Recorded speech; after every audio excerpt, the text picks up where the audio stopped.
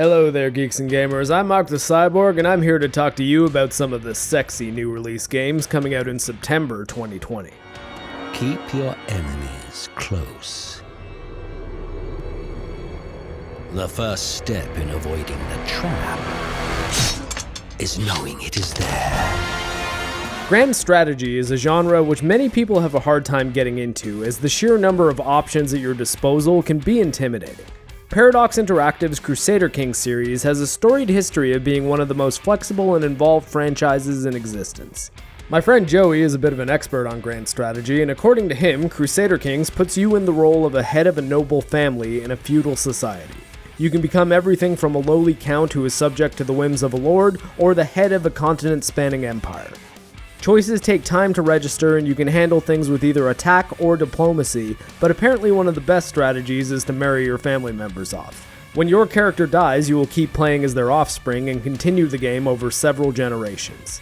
The mod community for Crusader Kings 2 has done some incredible things over the years, such as a highly lauded Game of Thrones conversion, or maybe after Season 8 we should just call it a Song of Ice and Fire mod. So the community is very active, and Crusader Kings 3 is coming to Game Pass, so it may be a good entry point for newcomers when it launches on September 1st.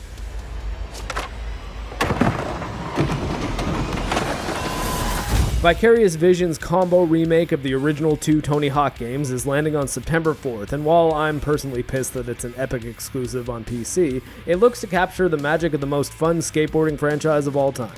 If you've never played a Tony Hawk game before, or are nostalgic of your days shredding the warehouse while listening to Primus's Jerry Was a Race Car Driver, check out Tony Hawk's Pro Skater 1 and 2 on PS4, Xbox One, or Epic. In this room, they're here because they have the only thing that matters to me. The only thing that should matter to any of us. You know what that is, Tommy? They're loyal. That's right. The Mafia series has been around for a long time, and while it's never reached the acclaim of that other open-world game about organized crime, it has always had a cult following. The original game came out in 2002, so instead of a remaster, this is a full-on remake. In the game, you take control of Tommy Angelo, a cab driver who has a brush with the Italian Mafia and then begins to pursue a life of crime, in a fictional Chicago-style city called Lost Heaven in the 1930s. The Mafia series has always been a bit hit or miss, but hopefully this remake will satisfy old fans while bringing in new ones when it hits PS4, Xbox One, and Steam on September 25th.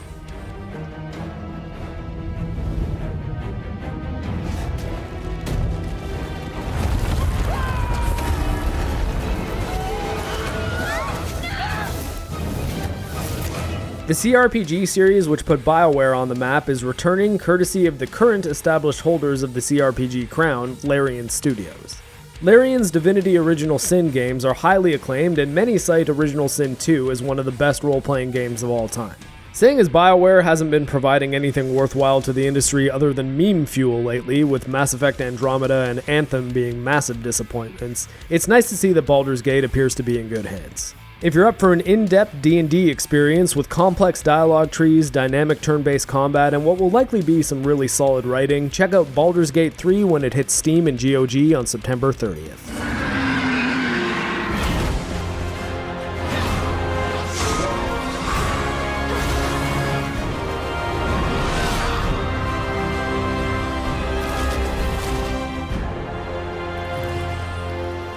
If you like your fantasy RPGs a bit more combat-focused, a franchise thought long dead is returning for another chance at life. The original Kingdoms of Amalur Reckoning was conceived by acclaimed fantasy author R.A. Salvatore and comic book legend Todd McFarlane, but it didn't sell very well, so EA pulled the plug on the planned series. The franchise and the game were locked in something of a legal limbo, though recently it was saved by THQ Nordic, who is releasing an update of the original game with the unfortunately cringy title Kingdoms of Amalur: ReReckoning.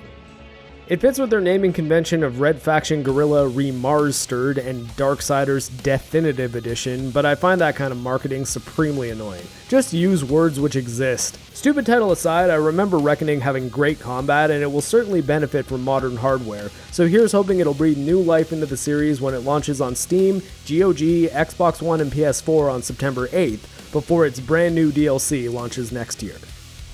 I was an explorer once. Captain Sam Stone of the Surveyor. It was good. Hell, it was awesome. Sirus Sam has been around for a while, long enough to call the series a staple of the first-person shooter genre. While I consider myself an avid fan of first-person shooters, especially those of the old-school boomer shooter variety, I haven't played too much of Sirus Sam. What I have played seemed like a very fast-paced, very light-hearted, very colorful first-person shooter, as if Doom was on a sugar high or something. The weird point of controversy here is that while the game is launching on Steam, the console launch exclusive is Google Stadia. I can only imagine that Devolver agreed to this because most of the series' fans are on PC, and Google offered them a buttload of money, but sadly if you like fast-paced shooters and are on Xbox or PlayStation, you'll have to wait until 2021. But if you are on PC, or are one of the 6 people who actually use Stadia, you can play Sirus Sam 4 on September 24th. You're up, Bruce.